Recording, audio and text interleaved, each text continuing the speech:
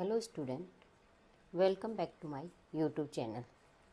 Agriculture chemistry के हमने topic start किए थे, जिसमें हमने पहला चैप्टर स्टार्ट किया था। उस पहले चैप्टर के हम आगे शुरू करते हैं, जिसमें हमारा नेक्स्ट टॉपिक रहेगा मृदा परिच्छेदिका।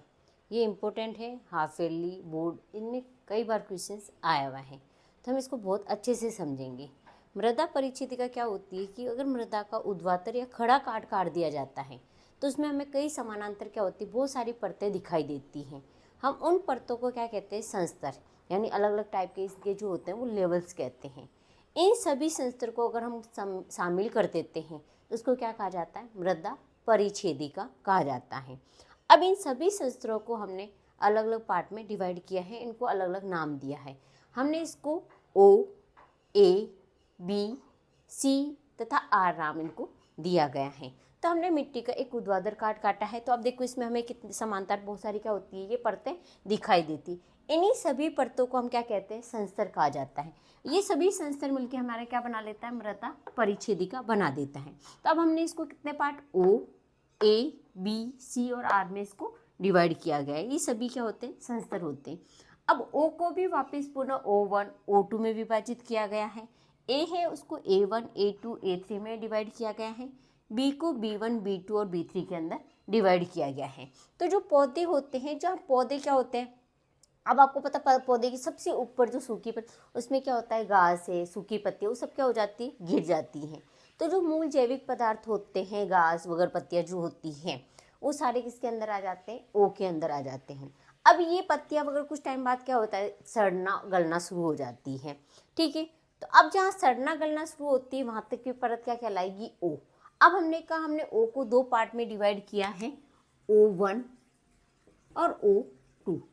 अब इस O1 के अंदर तो जो पौधों से वगैरह से जो पत्तियां सूखी नीचे गिरती, फूल वगैरह, वो सारे किस में आ जाएंगे, O1। अब हमें सूखी पत्तियां, घास वगैरह जो है जमीन पर गिरे हुए हमें दिखाई देते हैं, तो इन्हें हम आंखों के द्वारा आसानी से देख सकते हैं। फिर धीरे धीरे ये पादप क्या होते हैं, पत्तियां वगैरह क्या होती है, सड़ने लगती है और शेष के रूप में चेंज हो जाती हैं। इन्हें हम आसानी से आंखों के द्वारा नहीं देख सकते हैं। तो जब पादप जीव जंतु जब सड़ने गलने लगते हैं और अवशेष का निर्माण करने लगते हैं, तो वो कौन सी अवस्था के अंदर होता है, O2 अवस्था के अंदर होता है। तो O1 और O2 जो है उनको मुख्य रूप से एक नाम दिया गया है, इसको क्या दिया गया है, जैविक पदार्थ दिया गया है। अब यहाँ से जो पदार्थ ने सड़ना गड़ना शुरू किया था, यहाँ से जब ये परत किस में चली जाती है, A1 के अंदर चली जाती है। अब यहाँ पर जो पदार्थ सड़े हैं, अब वो पूरी की पूरी क्या होंगे, पूरी तरीके से सड़ गल कर ये किसका, गहरे भूरे रंग का निर्माण करता है, कार्बनिक पदार्थ का निर्माण करता है। तो जहाँ पर कार्बनिक पदार्थ का निर्माण होता है और गहरे भूरे रंग में चेंज होता है, वो वाली अवस्था क्या कहलाती है, A1 अवस्था कहलाती है। A2 अवस्था जो होती है, इसको निक्सालित स्तर कहा जाता है। इसके अंदर क्या होता है, जितने भी मृतिका है, आयरन है, एल्यूमिनियम की जो ऑक्साइड है, वो क्या होते हैं, इस मिट्टी, यहाँ से जो मिट्टी के कारण उसमें से क्या होते हैं, ये नीचे की ओर जाना शुरू हो जाते हैं। अब यहाँ पर जो A3 अवस्था होती है, ये अवस्था क्या होती है, परिवर्तनशील अवस्था होती है। यहाँ पर जो पूरी A लेवल के जो गुण होते हैं, सबसे ज़्यादा किसके अंदर पाए जाते हैं, A3 के अंदर पाए जाते हैं, क्योंकि सड़गड़ के कार्बनिक पदार्थ भी होते हैं। इसके अंदर जो खनिज तत्व जो है वो नीचे की ओर जाने शुरू, तो सारे पदार्थ यहाँ पर क्या होते हैं, यहाँ आना शुरू हो जाते हैं। तो A3 के अंदर जो होते हैं वो सभी A प्रकार के जितने भी मूल पदार्थ होते हैं, जो मूल गुण है, वो किस में आ जाते हैं, A3 में आ जाती हैं। इस A परत को सबसे ऊपरी सतह होती है, वो क्या कहलाती है, O कहलाती है। जहाँ से परत के नीचे जो मेन जमीन होती है, वहाँ नीचे से जो थोड़ा सा हल्का आप जमीन को खोदते हो तो गीलापन, वो क्या कहलाती है, ऊपरी मृदा। अब इस ऊपरी मृदा के जस्ट नीचे क्या होता है, उपमृदा पाई जाती है। अब उस उपमृदा को कहा जाता है बी संस्तर। अब यहाँ पर A3 में परिवर्तन होना शुरू हुआ था, क्योंकि इसमें सारे गुण हैं। तो अब A3 से B1 के अंदर भी क्या होता है, क्योंकि A अवस्था से हमारे मेन गुण जो है O और A के अंदर प्रेजेंट थी। अब A से अब यहाँ पर धीरे धीरे वापस क्या होता है, बदलाव आता है। तो इस B1 को भी क्या कहा जाता है, परिवर्तनशील अवस्था कहा जाता है। अब इस B के गुण जो है वो सबसे ज़्यादा B1 में ही रहेंगे। धीरे धीरे अब यहाँ पर धीरे धीरे खनिज पदार्थ और कार्बनिक पदार्थ की मात्रा में कमी आनी स्टार्ट हो जाएगी और उपजाऊपन भी थोड़ा कम होता जाएगा। तो जो B2 स्तर होता है, इस B2 स्तर को कहा जाता है निक्षेपित स्तर। जो A2 ने खनिज, मृदा वगैरह जो होते हैं, आयरन, एल्यूमिनियम के ऑक्साइड को नीचे के स्तर पे भेजा था, वो B2 स्तर पर आकर क्या होते हैं, जमना शुरू हो जाते हैं। इस वजह से B2 जो है इसको हम कहते हैं निक्षेपित स्तर। अब ये जो B3 जो होती है, ये B3 जो होती है B और C के बीच में जो है वो एक मध्यवर्ती परत का काम करता है। अब यहाँ पर जो C होते हैं इसमें क्या होता है, चट्टान वगैरह जो होती हैं, जो छोटे छोटे टुकड़े होते हैं वो कौन सी लेवल में होते हैं, C के अंदर होते हैं। तो जो मूल सेल है या चट्टान है उनके जो छोटे छोटे टुकड़े होते हैं वो किस में होते हैं, C में है। R के अंदर जो होते हैं ठोस और जो कठोर चट्टानें होती है वो कहाँ होती है, R के अंदर होती है। तो जो मृदा, मुख्य जो मृदा होती है वो किस में होती है, A और B में होते हैं। तो A और B को सम्मिलित रूप से हमने क्या नाम दिया, इसको सोलम। भाई मृदा की उत्पत्ति या मुख्य मृदा जो है वो किस में पाई जाती है, A और B के अंदर पाई जाती है। सबसे ज़्यादा उपजाऊ गुण की अगर बात करें वो भी किस में होते हैं, A और B के अंदर होते हैं। तो हमारी O स्तर को हम क्या कहते हैं, इसके अंदर क्या होते हैं, जैविक पदार्थ पाए जाते हैं। जो मिट्टी की जो ऊपरी परत होती है उसको हम A संस्तर कहते हैं। जो B परत होती है उसको हम उपमृदा कहते हैं।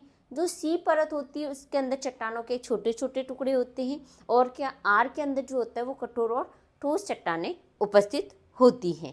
तो अब हम पूरे इनके अंदर जो O, A, B इनका पूरा डिटेल में वर्णन करते हैं, क्योंकि अब तक क्वेश्चन आया है मृदा परिच्छेदिका का सचित्र या फिर उसको व्याख्या कीजिए। तो इसके अंदर हमें पहले डायग्राम बनाना है अच्छे से, फिर हमें इसके बारे में O क्या होता है, A1, A2 क्या होता है, A3 क्या होता है, B1, B2, B3, C और R इनके बारे में थोड़ा थोड़ा हम लिखेंगे। तो हम थ्योरी के अंदर बात करते हैं तो हमने मृदा परिच्छेदिका की परिभाषा क्या लिखी थी, मृदा में ऊर्ध्वाधर काट लगाने पर एक साथ हमें कई समानांतर, ये वाली जो होती है ये क्या होती है, समानांतर परतें होती। इन्हीं परतों को हमने क्या कहा है, संस्तर कहा है।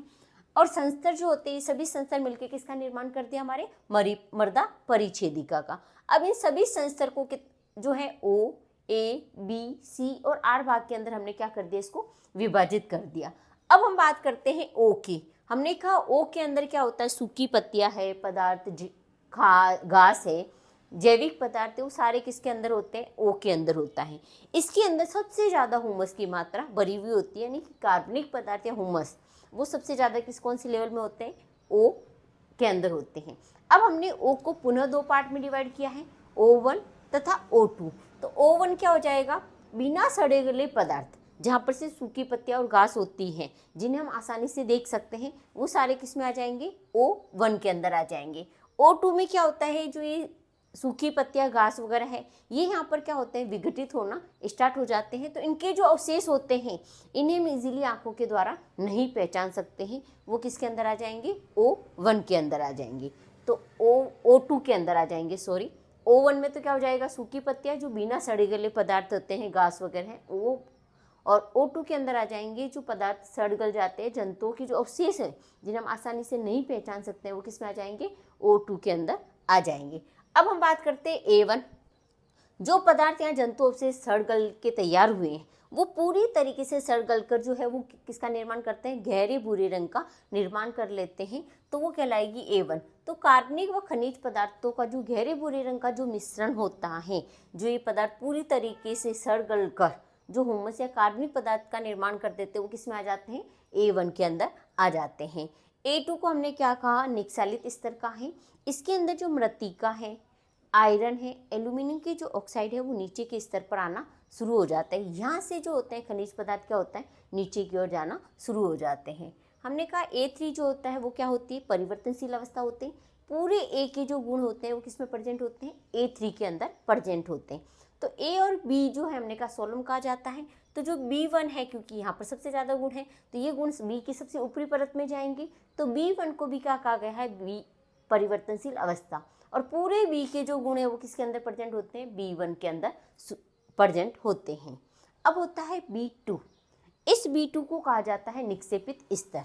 यहाँ से जो भी मृत्तिका, आयरन और एल्यूमिनियम की ऑक्साइड है वो नीचे के स्तर पर जाते हैं, वो B2 पर आकर क्या हो जाते हैं, जमना शुरू हो जाते हैं।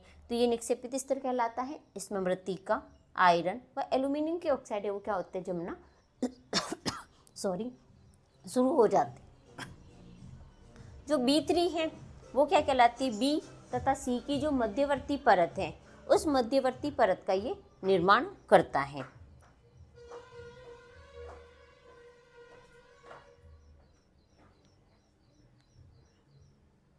अब हमारी नेक्स्ट परत है सी, जो कि कम अपघटित व अपसेद। इसके अंदर जो है वो पदार्थों का अपघटन कम होना स्टार्ट हो जाता है। इसमें जो चट्टानें हैं उनके जो छोटे छोटे टुकड़े होते हैं वो सी स्तर के अंदर प्रेजेंट होते हैं। फिर होती है हमारी आर स्तर के अंदर, जिसमें ठोस और कठोर क्या होती है, चट्टानें प्रेजेंट होती हैं।